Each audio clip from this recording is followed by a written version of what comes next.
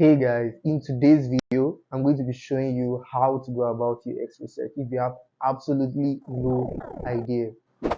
Or it could serve as a good refresher if you have an idea or if you would like to know more about UX research. In today's class, we will be covering UX research and bias during product design, techniques for conducting UX research, rules of usability testing and user testing, and analyzing data and the role of user persona.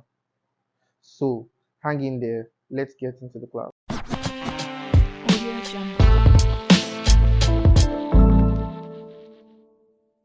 Okay, so you can see this little um, cartoon that we have here. It says user researchers walk in the user's shoes. And basically, if you are going to forget anything from this class, I don't want you to forget that as a user researcher, or when you begin your user research, what you are basically doing is walking in the user's shoes. As you can see, that illustration there. Okay, user research is the systematic process of understanding behaviors, needs, motivations, and preferences of users to inform the design and development of user-centered products or services. Now, why is this important to UI UX design? It helps designers gain insight into user behaviors and expectations. It uncovers user needs and pain points, leading to better design decisions. It minimizes the risks of developing products that don't meet user requirements, and it enhances user satisfaction and overall user experience. When I was preparing this notes, one thing that just jumped to my mind was that, as you begin this your UI UX journey, or for those of you who have been in this for a while, one thing you should know is that user research should be one of your greatest arsenals, should be one of your greatest weapons, both when you're actually designing, like the important states here, or also when you're doing presentation. See, the truth is, I mean, I've been in design for a while now, so I can tell you for free that the average designer is an introvert, right? The average designer just likes to do things on the low and get job done and will prefer their works to speak for them. But I'm telling you, user research, or just mentioning user research, is your get out of jail free card. Like, when you are now, this is even apart from the benefits of doing research to help you produce more functional products. But when you are relaying to stakeholders, when you are relaying to the business, yeah, they feel like you have put in more work when you tell them that, oh, like, when the major thing you're telling them, or the first thing you're telling them when you're doing your design presentation, is that, okay, before I embarked on this design, I I went on, or I partook of a user research. It's just weird, but it's the way human mind works, right? When you tell somebody that you actually put a little bit of research work into their project, when the term research comes to people's minds, what they are thinking about is thesis, right? What they are thinking about is school projects, so that's how deep it is. So when somebody's like, oh, when you tell someone, oh, I did a user research, they actually rate you more than saying, oh, I've been designing this for a long time and this is how it should be, which is not wrong, right? But it's just the use of words and communication. All right, so this is just a tip I'm throwing out there.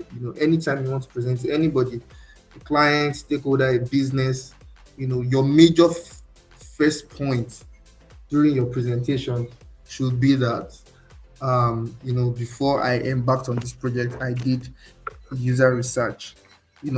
So that's basically for cloud. But even beyond cloud, user research is very important, right? Is very, very important because it helps eliminate what is called bias. Bias is when you've been used to something over a period of time and you just feel like, oh, that's how it is for everybody. But that's not always true.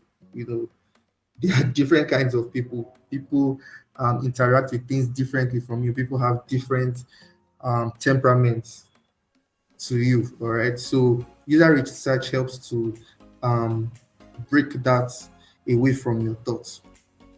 All right. So that's that about the importance of user research. Now, techniques for conducting user research.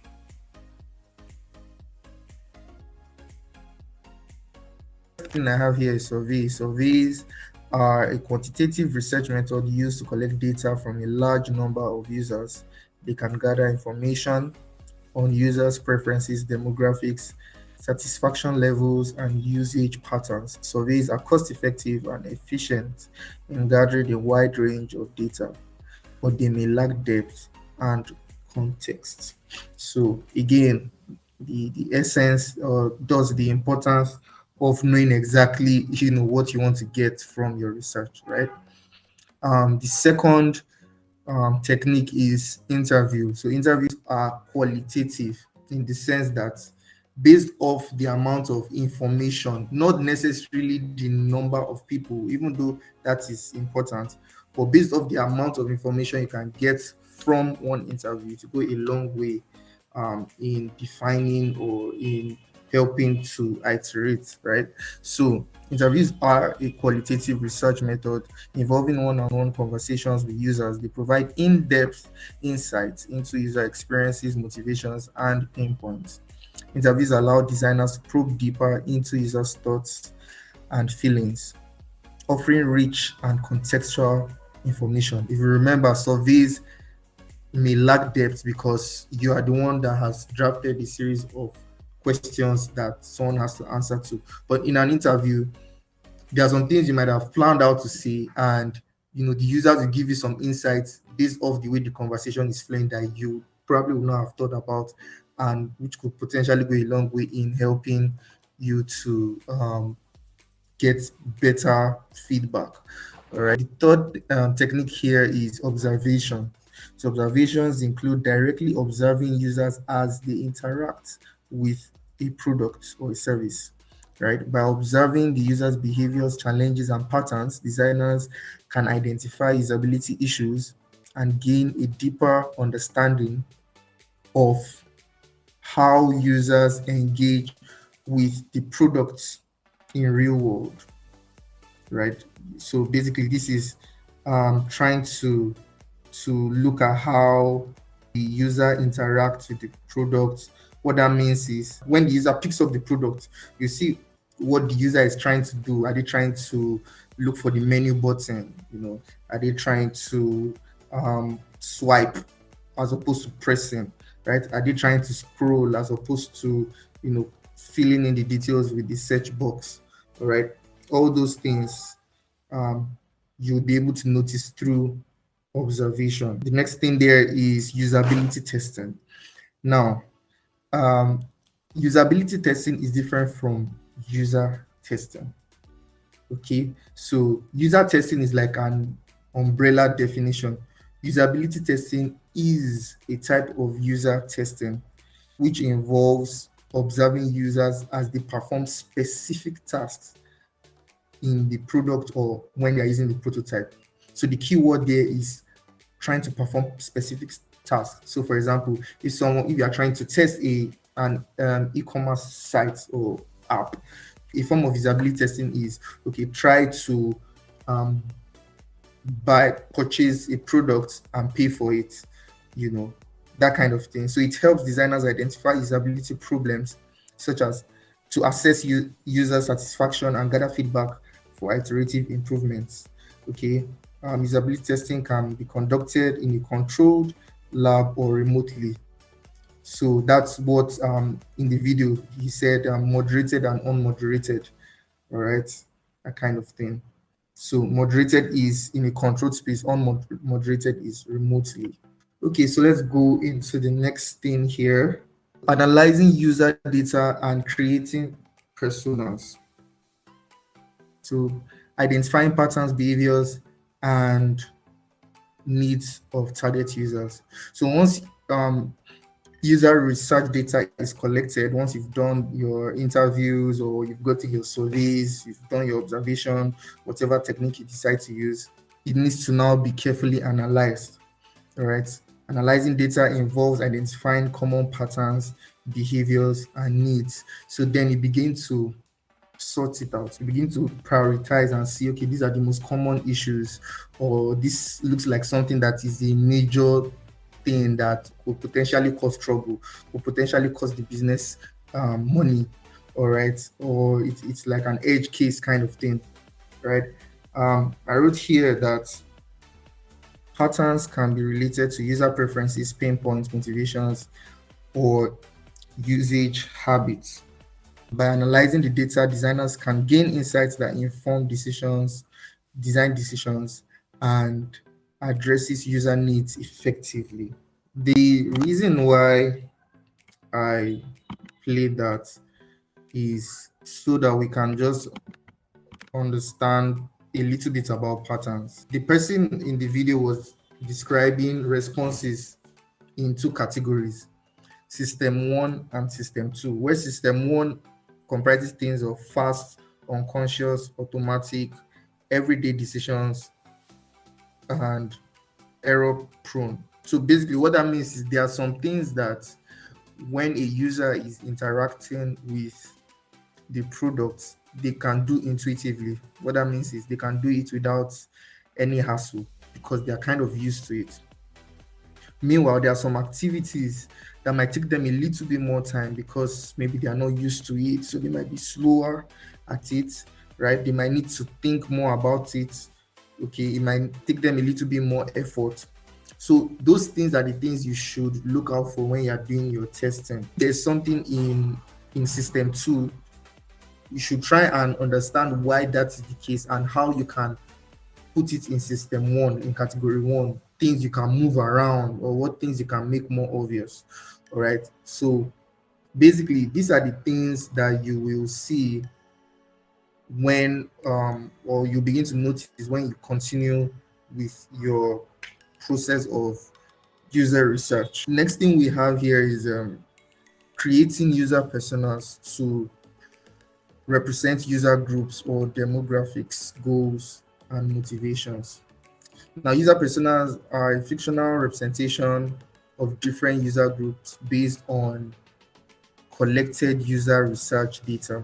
Personas embody key characteristics such as demographics, the goals, the motivation, behaviors, and preferences. They serve as a reference for designers to empathize with users and make informed design decisions. Personas provide a clear understanding of a target audience, enabling designers to design experiences that meet their specific needs and goals. I think what I'll quickly do is I'll try and open my portfolio and how I used it in one of my projects. This is an example of a persona. It contains, or it consists of the demography. You can see this is fictional. He's married with kids, where he stays, his age, his goals, what he wants to do, and his pain points. So now these pain points are from his day-to-day life and the things that the product will potentially help him solve. So by the time you do this, you begin to channel how your design will come out. Basically, that for our class today. All right. So these are our glossaries from today. User research, a systematic process of understanding user behaviors, needs, motivations, and preferences to inform design decisions. Surveys are questionnaires or forms used to collect data from users to gather insights and preferences. Interviews and one-on-one conversations with users to obtain in-depth qualitative data about their experiences and perspectives. Remember that observation is directly observing users as they interact with the product or service to understand their behaviors.